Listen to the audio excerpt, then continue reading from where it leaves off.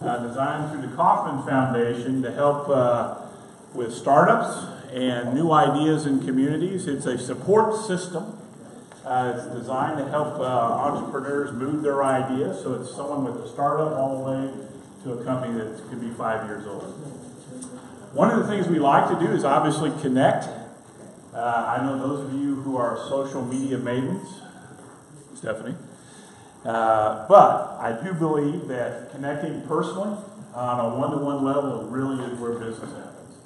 And so part of this effort is making sure that you guys meet other people, that you start building relationships with other people, you get to know other people, and hopefully, as you go through this process, that you find resources and someone who can help move your idea along.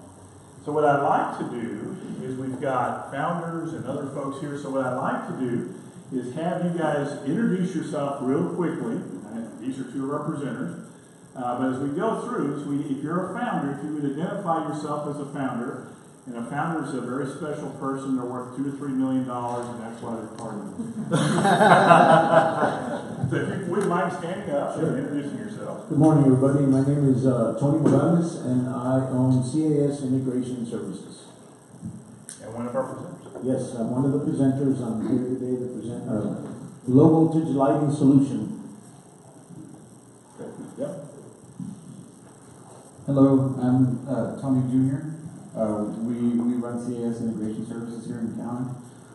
We're going to show you some new products today, and I hope we can enlighten everyone. It's a plug.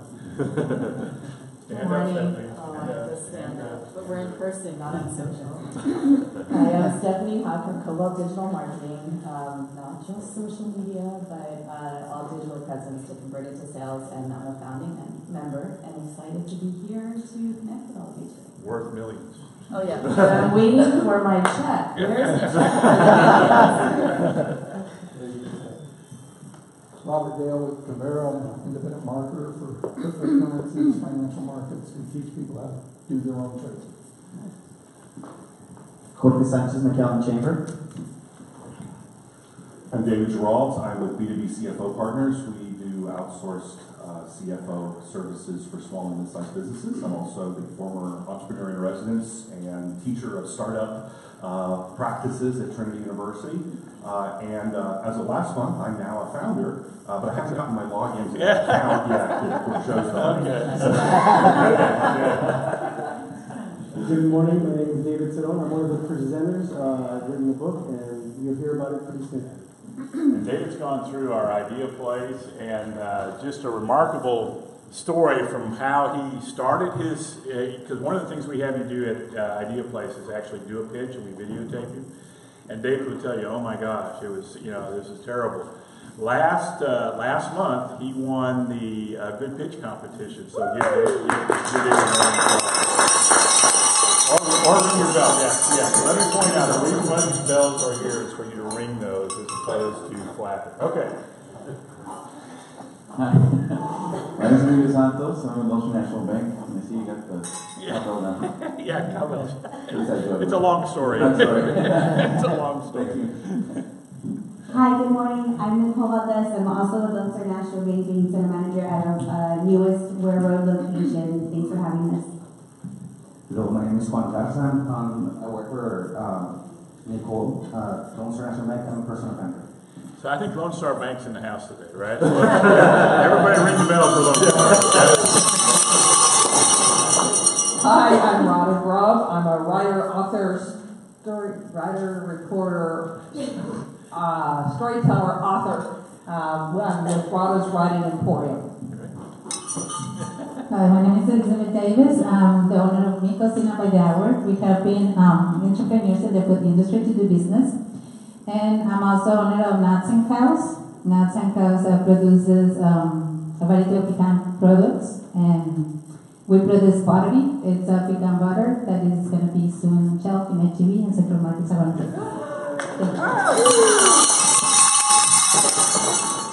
Congratulations, Elizabeth.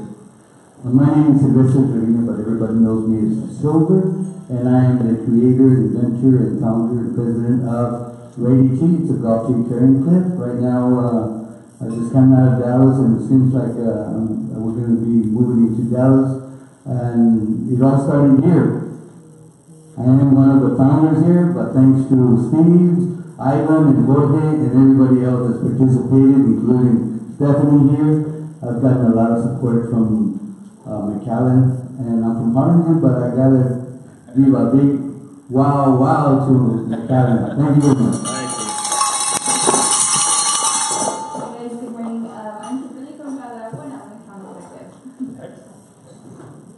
Hi, good morning. My name is Tammy. I'm also from Cadravo Communications, and I'm a graphic designer.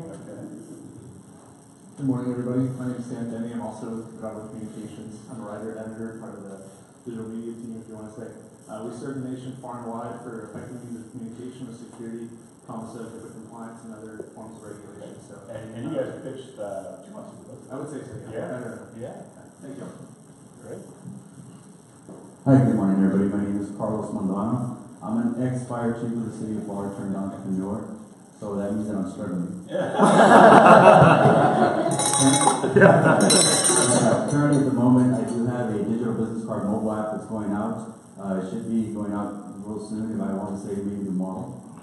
So that's going to be for networking, and the app should be under Taggy's mobile app. And are you registered to talk next week? Next month? We got you signed up here. Are you pitching? Yes. Okay. This is a really cool idea. And when Carlos started, I was going, oh. And he's going to tell you about some of the bumps and turns he's had in terms of trying to get the app developed. And so it's a really cool story. But it is a really cool technology that I think is going to make networking a lot easier. Yep. Hi, good morning. My name is Joe Haboosh. I'm a business and real estate lawyer at Atlas Rodriguez. I'm a founder, and I'm also on the board of trustees for the chamber. Excellent, Joe. Now, and so Joe will, if you come up to Joe and ask for legal advice, he'll say, you need to come by my office and talk to me. My name is Brian Gavinas. I'm one of the principals of ER Architects. Let me finish. I'm just glad Brian's here. No. We're the firm that designed the McAllen Performing Arts Center, and we're currently doing the Vidal County Courthouse. I'm also a founder, and I'm on the board of the McAllen Chamber. And was the first MC for the INE effort. I spent a couple years with you. Couple doing that, and I will tell you, Brian, you won't want me to tell you this story, but he's the only one that made a participant cry, which I think after that he says, maybe I'm not the right person. She had a breakthrough. Truly had a breakthrough. And I believe their marriage ended up going tremendously after that. Yeah, they're more of a Dr. Phil than Hi, I'm Stephen Wingert. I work at the Monitor. I'm a chamber board member and a founder. He's the publisher of the Monitor. So he doesn't work at the Monitor. Yes, ma'am. Hi, I'm Jackie Michelle. I know a lot of you, which is wonderful, and just met some new people today. I'm a founder. I have a background in entrepreneurship and technology commercialization, both at university and in private sector, and I love helping people. Excellent. We're glad you're here, Jackie. Jackie's been a great support.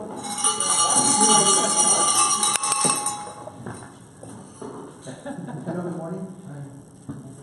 My name is Mauro Gonzalez. I work for New York Life. We do insurance, investments, and financial planning for business owners and regular families, and that's what I do. And we're glad you're here. Hi, good morning. My name is Jessica Montalvo, and I'm also with New York Life, and I'll do everything. Good morning. I'm Diana De Leon. I'm also a life insurance agent with New York Life. Okay, we got New York Life in the house, right? So, good morning. I'm Tina Ziegler. I work for Ziegler Services, and it's an international telecom and energy industry that I'm in. It's a global business, so I coach, I teach, and I broker, which is security and other things. She does everything. I do everything. I hate to. There you go. Very good. All right. We've got the SLT.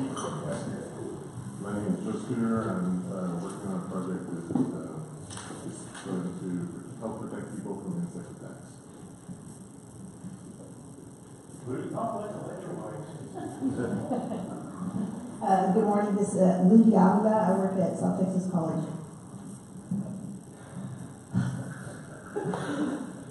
Joe, is this looking for free coffee? Good morning, my name is Joe Brown. I don't know what the hell I'm doing here. I wandered into the room and Steve said, stay here. I do a little work here with the chamber with the RGB Community Foundation. I'm a retired banker, but I do have a little company that's called JOB Events that does some team building training here and there. I do some stuff for the school and for the city, that type of stuff on occasion.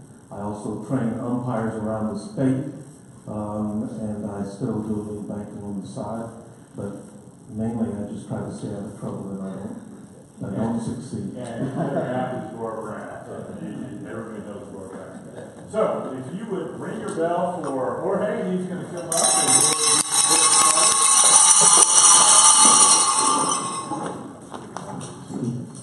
All right, so a lot of new faces. Thank you everyone for coming. And just to explain a little bit about the flow of the meeting, we have two entrepreneurs today. The first one that will be presenting is David Zeron. And then they have 6 minutes to make their pitch. Now, it's not a sales pitch. It's more like tell your story, share your journey with us, and more about setting a safe space. That way they can share their story and see how we as a community can help them. So if they're struggling with marketing, if you know a little something about marketing, you can share your time or your experience with them. So that's the goal behind this. So with that said, they will have 6 minutes. I'll be the timer, and I'll cut you off right at 6. So, after those 6 minutes, we will open 20 minutes for Q&A. So that's where you can ask questions, make suggestions, or share your time or experience with them. So with that said, please join me in welcoming David Zeron.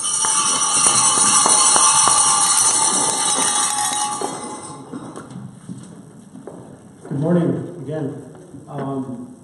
So as I was coming here, one of the things I love doing here, having been born here in McAllen, is driving through different parts of McAllen. So one of the places I love driving through is downtown. And as I was driving downtown, I passed by Cine El Rey, and on their marquee it said, "Welcome to McAllen, 7th safest city in America." And I know they put it up there because we have somebody important maybe tomorrow coming. And so they wanted him to see that. And it just led me thinking, there are so many good things about McAllen. I mean, it's an all-America city, top 10 biggest boom towns in the United States, #1 best place to live when it comes to cost of living. This is a great place to live. This is a great place to live and raise a family. But then we also have some negative things about McAllen. A lot of people recently have put McAllen in a negative light, based on our border situation. I saw, I forgot the name of that movie. It was a second part. Anyway, it took place here in McAllen, and it was just a horrible painting of McAllen. Along with that, McAllen is the 3rd fattest city in America. #1 fattest city in Texas. Not something we want to be top 5 or top 10, but we are. And this didn't happen overnight. This is a culture that we have been accustomed to, we've been living, but things need to change. See, 5 years ago, I lost my brother to complications of diabetes. The very next year, I lost my sister to the same reasons. And now these are people who I saw go through amputations, go blind, and then they finally passed away. My mom right now is in the hospital receiving dialysis because I know she's in her latter stages of her life.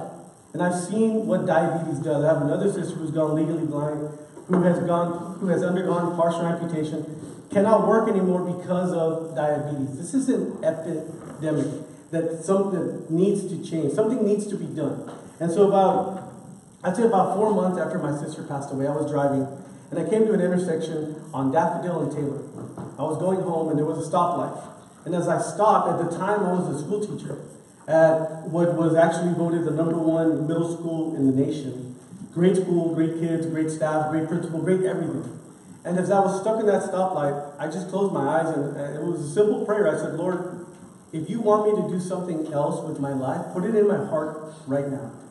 And almost immediately, as I was still at that stoplight, these ideas started coming into my mind. Children's book, character exo, psi. I started thinking, and other ideas started coming into my mind. I jotted them all down, and I talked to some people, and they said, this is a pretty cool idea. And so this is the idea of the adventures of Exo and Psi. This is how it was born. Now, the adventures of Exo and Psi, it's a play on the word exercise. Exo is a boy, Psi is a little dog, and they live in the city known as OB City, or obesity. The mayor of OB City, her name is Diabetes, or diabetes. Now, this is just the first book in a series of 5 books that are going to take place in obesity. And in this first book, the emphasis here is to teach kids or the readers about how unhealthy it is to eat potato chips. And that's why the first villain in this book, he's a bully, his name is Chip, and he has a dog named Nacho. So this book is a complete play on words, and trust me, I'm not that creative. I'm not. This goes back to that prayer, and these things started coming into my mind. The chief of police, his name is Chief Will Ness. He's a good guy, standing for wellness. And eventually, in book 5, he's gonna take over obesity and turn it back into a healthy city. But for the meanwhile, Exo and Psi have to chase Chip and Nacho throughout the city. As they're chasing, as the adventure ensues, they have to do certain exercises. So as the reader is reading the book, it's an interactive book. You are encouraged to get up and do the exercises that are being done in the book. When I go present to schools or libraries or anything, normally when an author comes, he sits, he reads, the kids sit and enjoy, they take it in. When I go present, I stand. I want the kids to stand, and as I'm reading, we're all going to do the exercises together. So by the time you finish reading the book, you're going to get, I guess, a mini exercise workout. And so every book is going to, this is going to be the theme of every book until we get to the 5th book where finally Diabetes gets defeated. Now, I have a daughter, so I don't want to let the girls, I don't want to leave them behind. So the 2nd book is going to be called The Adventures of Arrow, a little girl, and her cat, Bix, which stands for aerobics. And so they also live in obesity, but Exo and Psi and Arrow and Bix, they're not going to meet until the 5th book when they're going to come together and defeat Diabetes and all of her henchmen and turn obesity into a healthy city. Now, here in the RGV, 40% of the citizens here suffer from obesity. 40%.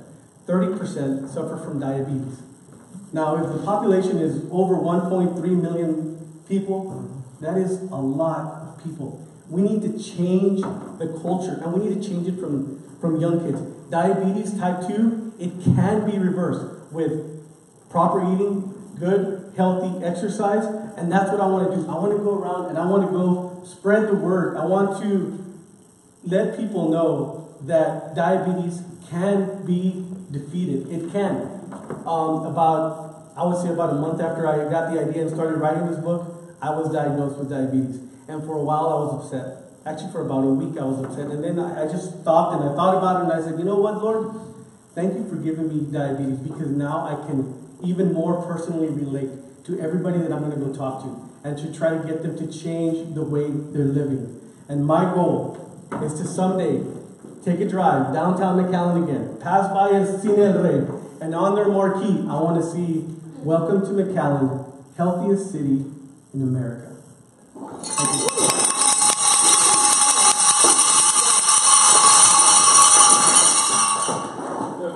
David, tell us kind of where you are. You self-published the book, and kind of how are you distributing it, and what's your path to market? I'm self-publishing right now. Right now, the book is available on ebook on Amazon through Kindle. Right, I need to get everywhere I've gone. They want physical books, and that's my big issue right now. Is trying to get actual physical printed books, and it's cheaper to go overseas in China to get it done. But I would much rather get it done here in the U.S. But I'm trying to find somebody that can do it at a good rate, because part of this, I don't want this book just to be for me. I want to give back. I want to be able to give back. I've been endorsed by the RGB Diabetes Association, the South Texas Juvenile Diabetes Association, and the South Texas Literacy Coalition. And so proceeds from this book, I want to give back to them, and I also want to give back to the community, because I'm tired of seeing my hometown in a negative light. I want nothing but positive things to come out of McAllen. Yes, sir. Have you gone to San Antonio? Have you gone to San Antonio? There's a big printing company there that we utilized for many years. It's the least expensive one that we researched for several years. We found that one in San Antonio. I have the name of it. I'll see if I can get to the card, but I don't know. Have you tried San Antonio? I haven't, but I would love to get that information. Silver was the owner of a couple of magazines. So I was the owner and co-founder of Texas Scholar Magazine and King's Windsor Scholar Magazine. So I published that for 3 years. That's great. I would love to talk to you afterwards, if that would be great. Thank you. Thank you, sir. First, I want to say, great job. Thank you. I watched you progress in there, and you did a tremendous job. You deserve another. Thank you for this. I think this is a really exciting project, and I'm really happy to hear about this presentation. If there's anything I can do, let me know. Spread the word, please. Thank you. So David, how can we help you? What can we do as a community to help? As a community, we put McAllen on the map as far as being the fattest city in Texas, third fattest city in America. As a community, I don't want this just to be my project. As a community, citizens of McAllen, we can get McAllen off of that list.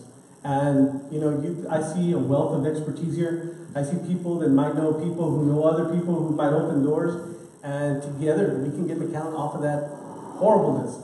Yes, sir. Have you had, the mayor has made, getting up and moving a big push. Have you met the mayor yet? Have you had a conversation? I haven't. I've emailed him a couple of times, but just haven't had the. Well, one of the things we're going to do is get you the mayor's. Thank you. Okay.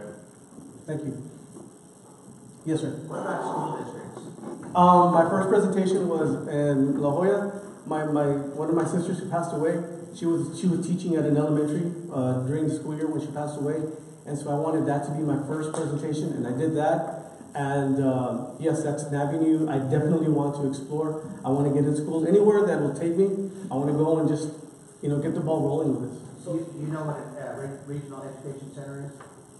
What a regional education center is? Like Region 1 or? Yes. Yes, sir. Yeah, so there's 20 of them in the state. If I were you, that's where I would start, because Region 1 represents 42 school districts. Yes, sir.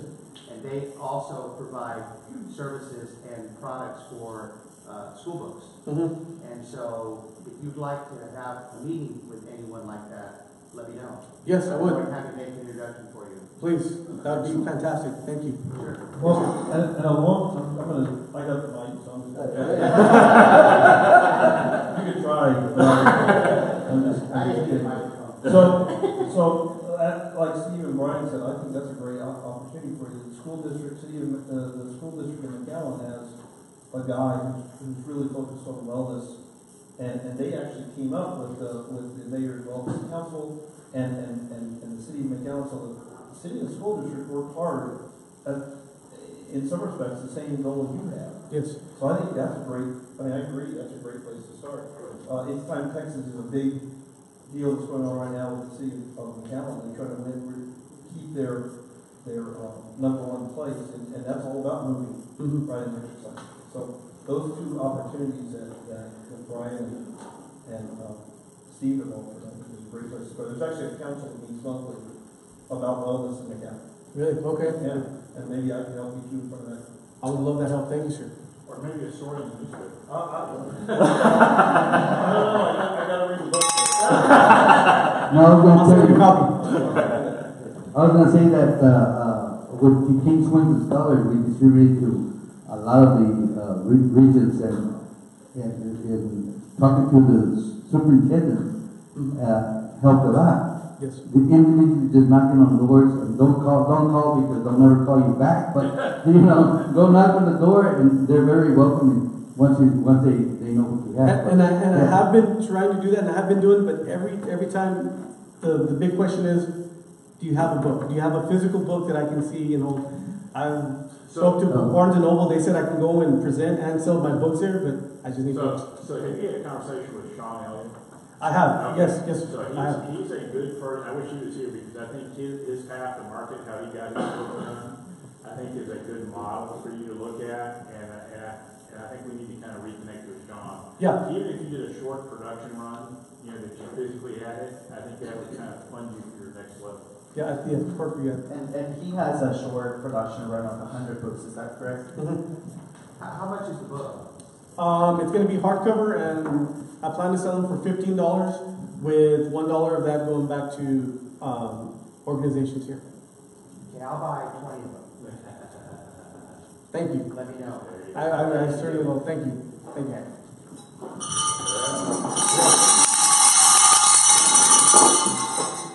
So I currently advise and I work with the CEO for Sylvan Learning Center, and I'd like to get you with them so that way we can go ahead and get the forefront on that, because they have a lot of Sylvan Learning Centers throughout the nation. So I think that it's important that you kind of show them, and maybe we can get that for the at-risk kids, and we can do something to a grant for that. Well, that'd be awesome. Thank you. Any other questions for David? Awesome. Let's ring that bell again for David. Thank you very much. And words of appreciation. Thank you very much, David, and keep doing that. Good job. Thank you. Awesome. Thank you very much. And yes. So I'm going to be leaving before 10. So I didn't bring business cards. Okay. I'll share your information. Definitely. Thank you so much. And I'm very proud of you guys. This is all what it's about. 1 Million Cups is about sharing your expertise, sharing your contacts with other people. He already has 3 or 4 potential meetings that will help him scale up. So I'm very proud of you guys. Thank you very much for that. Now, meanwhile, I do not see a lot of people drinking coffee. We have plenty of, and we have a lot of donuts. I guess we're not going to have any donuts after David. Well, yeah, I don't want to have any donuts, so please feel free to restock again. Meanwhile, we do our trivia question. So, it's our tradition to have a trivia question. Meanwhile, we switch entrepreneurs. Meanwhile, they get ready if they are not already. So I have two options just in case one is too difficult. So, being that we are in the month of January, I found out that like in the ancient times, January was not even a month. So the question here is, who added the month of January to the calendar? Caesar. The Aztecs.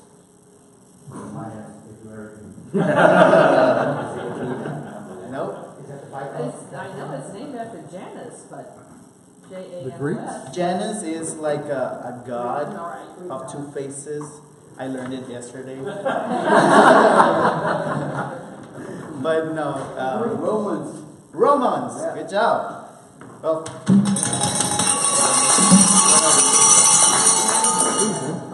Awesome. Yeah, the Romans added it 700 before Christ. Oh, I'm sorry.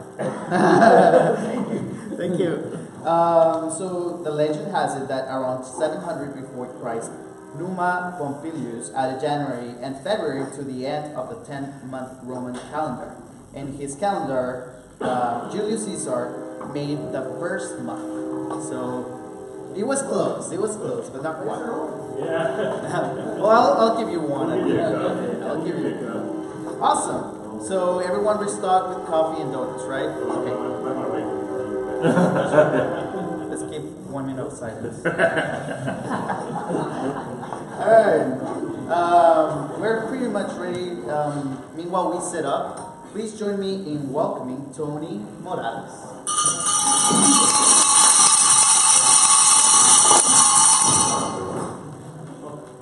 Let me turn on the light and pull up here for a Good morning, everybody. Good morning.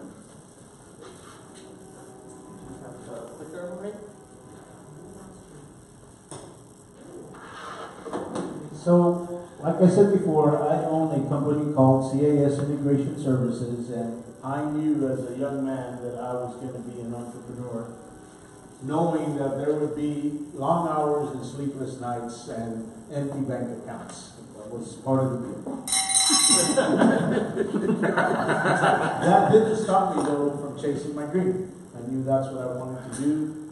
I've always been in technology and low voltage. My friends used to say that I was ahead of my time and that I belonged in a big city. I never made it to the big city, but I made it to the greatest city, McAllen.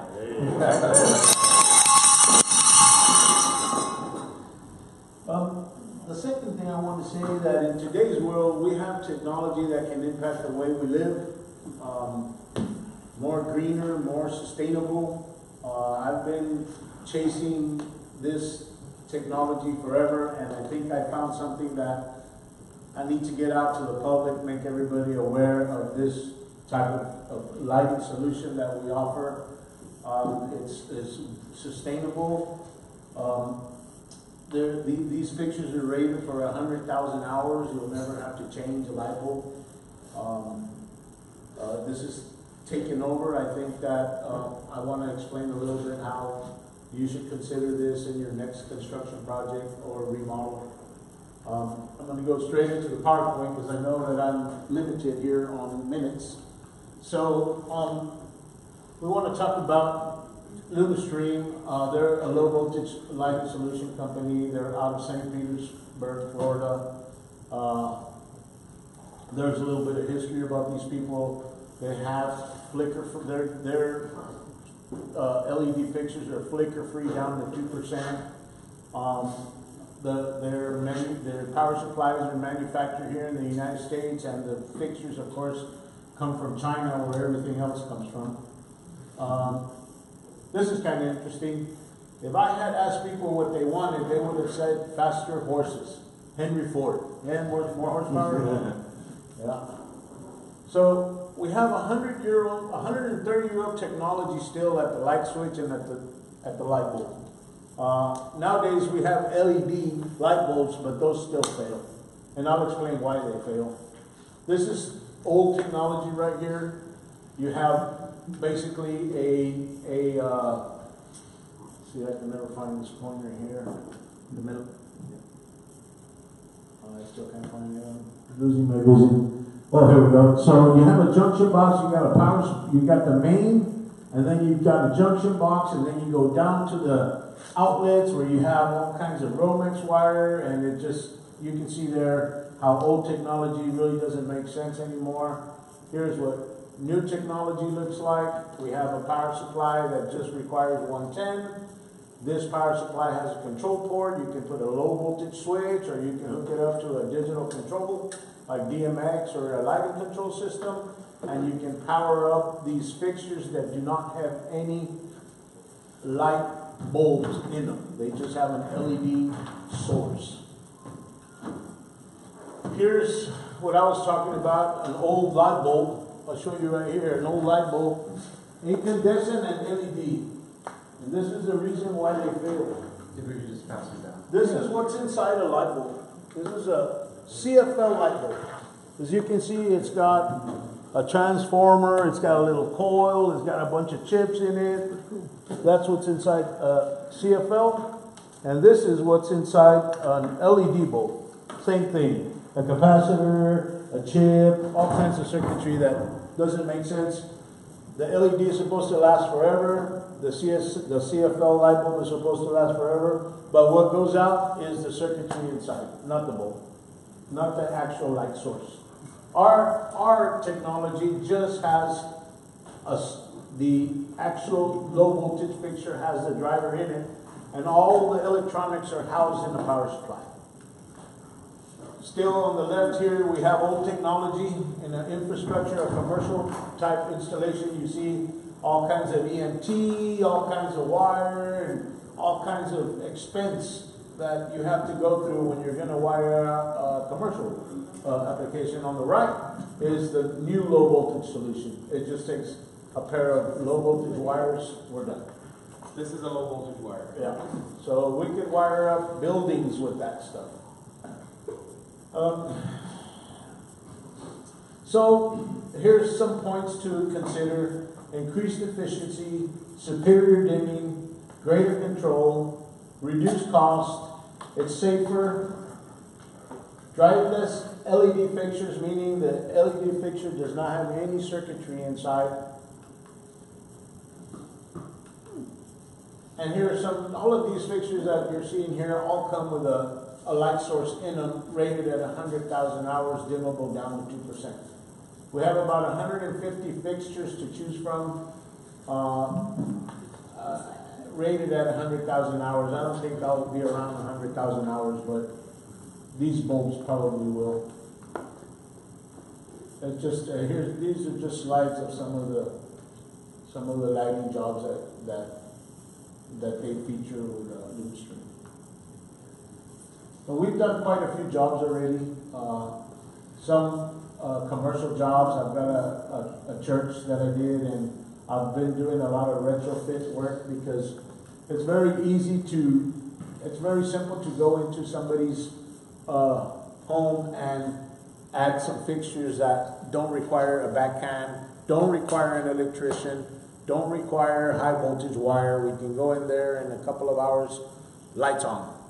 You know, and one of the reasons why I've been taking work away from the electricians is because they still require a permit.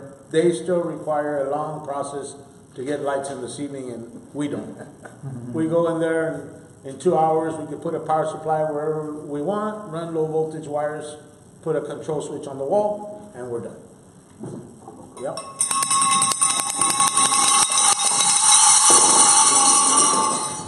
How bright are they individually?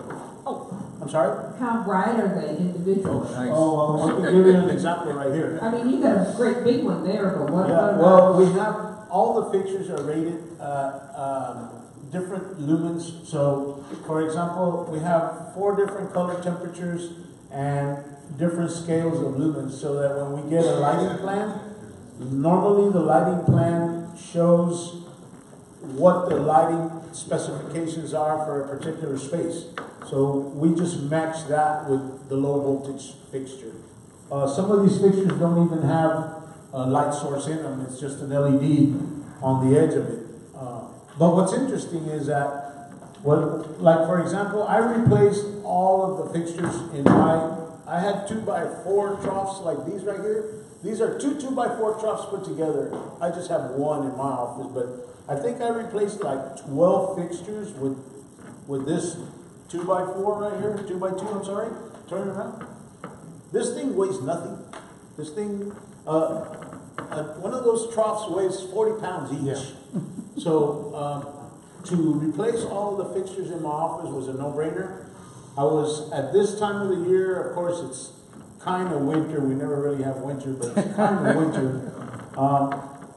We made a comparison. Right now I don't really run the air conditioning in my office. I don't really need to, but we made a comparison last year. I believe my light bill without the AC was close to $300, and after replacing the fixtures in my office, our light bill came in $180. So I think I'm going to replace all the lights in the house. So it's just for ceilings though? You don't have lamps and things like that? Yes, we do. Oh, you have lamps with this? Oh yes, all kinds of fixtures. There's a Lumenstream catalog there. They're being passed around. And there's a website called lumenstream.com that is probably the easiest way to look at all the fixtures that they have. Currently, we are trying to get to the architects because the architects haven't adopted this technology yet. For some reason, the 130-year-old technology is hard to break, you know, for some reason. But I'm pretty sure that the San Antonio market, the Austin market, Wayne Stapper, the rep, my friend I've known for 20 years, he's the one that got me onto this. Said, hey Tony, you know what, I've got something that's just this is groundbreaking. Nice. And I agree with him. I think that this is going to be, I'm sorry? No, I was listening to you, but I just wanted you to know I had an idea.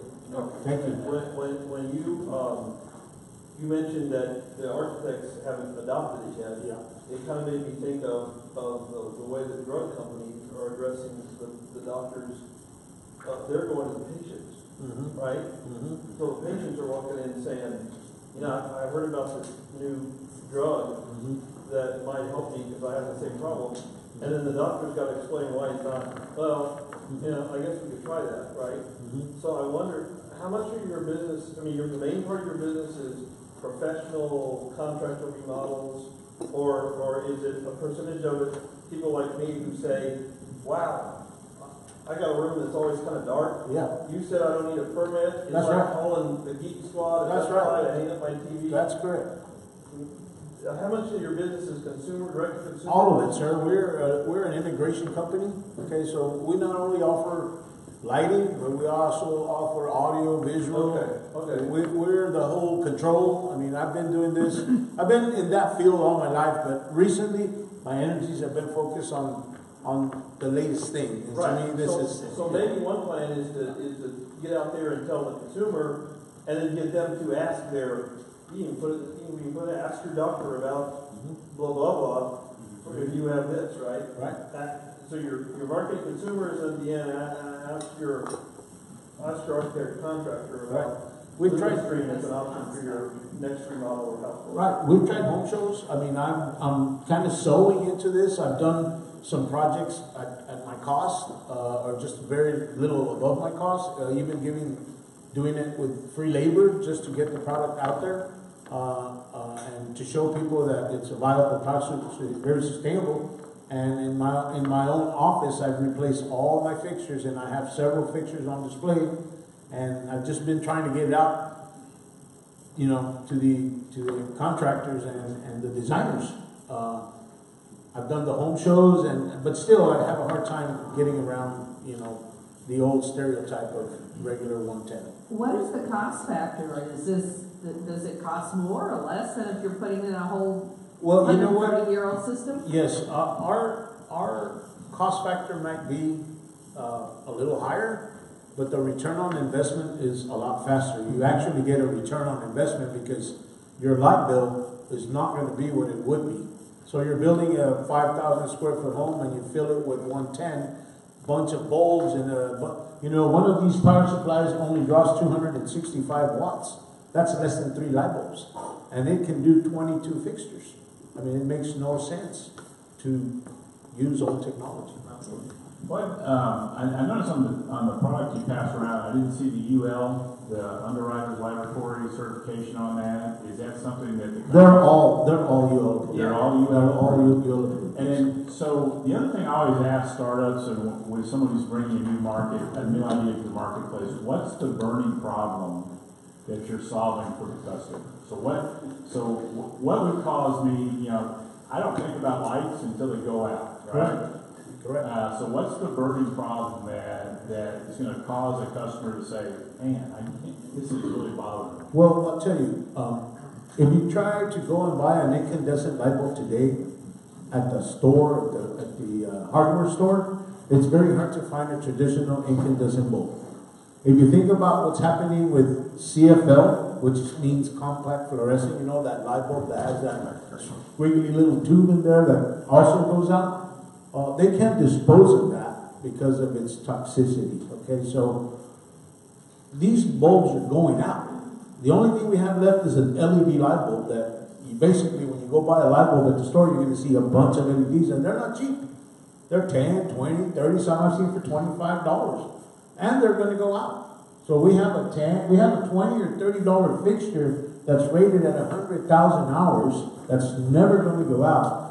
I mean, in 100,000 hours, maybe. So how do you solve the burning problem? Or the burning problem for the customer is you don't have to replace it. It's like you put this in, you're not going to have to replace it. Correct. And you won't have to run all these high voltage cables and put so many breaker boxes in your house when you're wiring up. And here's the best thing this is what I think is the best thing about it. I have been to many homes where a ceiling fan light is the only light source in the bedroom. And it is super dark in there. Mm-hmm. We can go with one power supply, put it in the garage, and put 4 fixtures in every room. If it's a 3-bedroom house, put a switch in every room, and we're done. We're done. 2 hours, 2-3 hours. They have lights in all the rooms. No shock hazard. It's unbelievable what we can do with this stuff. So as a customer, you're also saving money on the ballast, right? Because there's no ballast included? Yes. Correct. That is correct. You save money on labor, you save money on wire, and you save money on the longevity of your fixtures.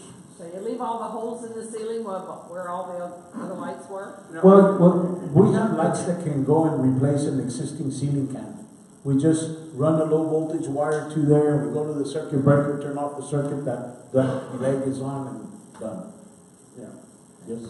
I wanted to build on what Steve said actually, because I think going to the source of the consumers is really huge, and you can do that digitally also by targeting ads. Have you done any of that? Yes, we have. We have a website, and we have Google AdWords and whatnot. The only issue that we run into is that you know, the relationship between the consumer and the contractor and the electrician. I mean, that's very true. I think we're aligned here, because when we listen to somebody who's starting out and they've got, I've got this deal, and you talk to people at this event and they say, well, I got to get my patent, or I got to do this. The business is emerging. It sounds like if I called you this afternoon and said the light in my laundry room is the bane of my existence, could you come out? You come out and you give me an estimate, and I would say, oh, that sounds reasonable, and my wife would be proud of me, right?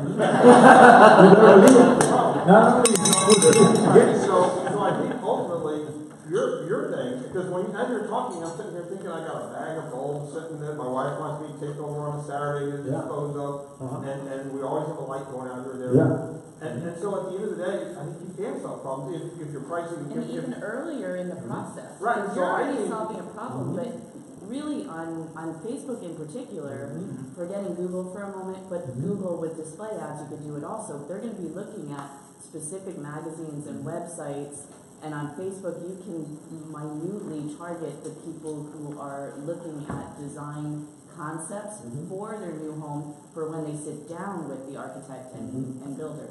So you may be able to catch them early enough that it's immediately on the table. And all the wildcats people like me who then start to talk about, oh my God, these guys came in here and they were done in 2 hours, and I didn't have to deal with electrician. And I want one more question. This is a focus group of one. A statistically significant focus group. Yeah. My goal in life is to automate everything, right? I want to walk into my home and it says, "Hi, Stephen, and would you like this?" You know.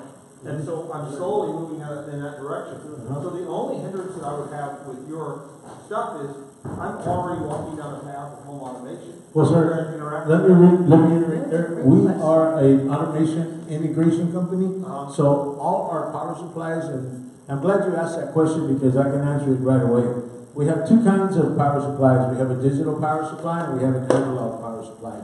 The analog power supply that you see here has a switch hooked up, a low voltage switch, and you can turn the circuit. Can you show them, Anthony? You can turn the light on and off, and you can dim it with that low voltage switch right there.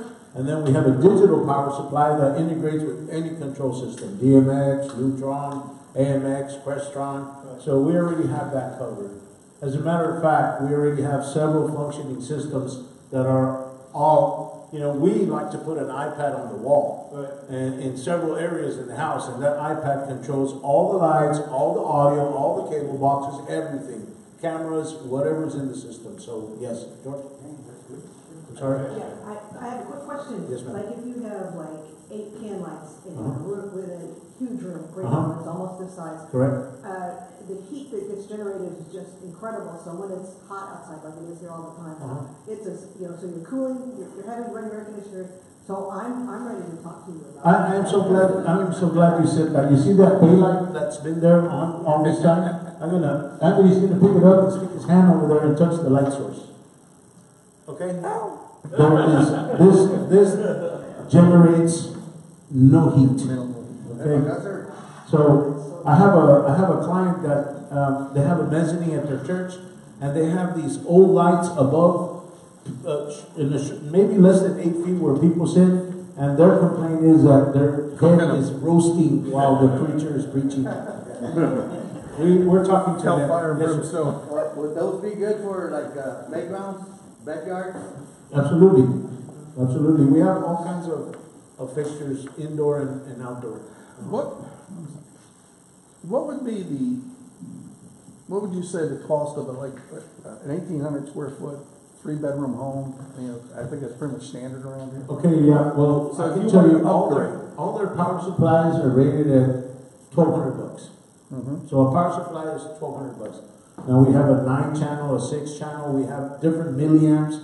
So when we match a fixture, the fixture has a milliamp rating. Let's say that one that we passed around is rated at 500 milliamp to 700 milliamp. Well, we can put a 500 milliamp power supply that will do 1,300 lumens on that fixture, and you can use a 700 milliamp on that same fixture that will do 1,900 lumens. So it just depends. Some of these fixtures can do 20, some of these power supplies can do 20 fixtures, and they have 12 control ports. So we're able to space out, okay, this room needs 6 fixtures. It'll take 3 channels from the power supply, and we'll put either we'll use a digital power supply where we can put it on an iOS device, or we'll just do analog and put a switch on the wall. Because some people still need to have that switch on the wall. Yeah. You walk into the restroom, you want to turn on the light. And here's another thing, you can also consider a hybrid system, where you have some 110 and then some low voltage. I've done some residents that have tons of soffit lights, and their soffit lights are 20 feet up in the air, and then 1 light or 2 lights go out, and then they have to rent a lift to get somebody out there. Well, with our solution, we'll put those 20 lights all around the soffit. We don't have to worry about it. Mm-hmm. That's cool. You mentioned architects. Yes, I don't know if you've been, but the lower RGB AIA group, they have their yearly meeting in September down at the island. They rent out the whole convention center. Okay. You know, the architects, design professionals have to get their continuing education credits. And so they'll have a trade show, and then they have presentations. I present every year. Oh, cool. I'm very interested in this. You register online, they approve your presentation, and they have to go there. It's an hour or 90 minutes. Cool. There are several hundred architects, designers there. That's where I've been trying to get right there. This one. Every September. I appreciate that. Thank you. We'll get that info from you. Geofence that too. You should geofence that with ads too. Okay. When you're, that'll be. But, so I'm sorry, as far as the pricing was concerned, our fixtures run from $20 to $300. Right, yeah. And I mean, obviously, if you have an 1,800 square foot house, you don't need, I mean, if the ceilings are low, all the lights are different, so we would just have to basically put it together. Yeah, like for example, But a it's lot not of gonna places break the I've seen, they've got the ceiling fans like you mentioned. Yeah. And they may have, depending on the ceiling type, they may have a couple of lights up into the fixture. So you've got like 4 lights and a ceiling fan. The kitchens, they've got these things, or they may have can lights, a lot of can lights. I realize the can lights are easy to replace. Because you've got a straight replacement. Yes, sir. The issue, I guess the concern was, there's a range, like you said, depending on the fixture. Yeah.